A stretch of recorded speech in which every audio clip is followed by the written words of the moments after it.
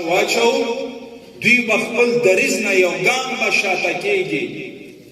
زه په جمله قسمیه تاسو ته وایم که یو رګ کې ساوي د اسلام یو رکن نه موږ نه تېروي. شلو کالو کې تجربه وکړه نو څه یې حاصل کړه. زمون هدف دا ده چې اسلامي نظام د سولې لاندې وخت تېر کړي. هر څوک هغه منکرات چې چاته به لوی تقدیریده او میډالونه ورکول کېده دا ستاره افغان په نوم باندې چې چا ډېر به رقصونه به وکړه هغه تقدیریده. نن په هغه ځایونو کې قال الله قال رسول الله بیانېږي.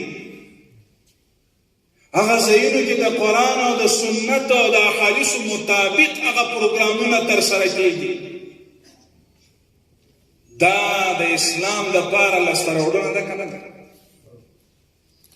هغه خلطیت نظام که دوی غواړي هغه ویروس او هغه جراثیم د کورونا دپاره ته پوزه او خوله پټولی شي.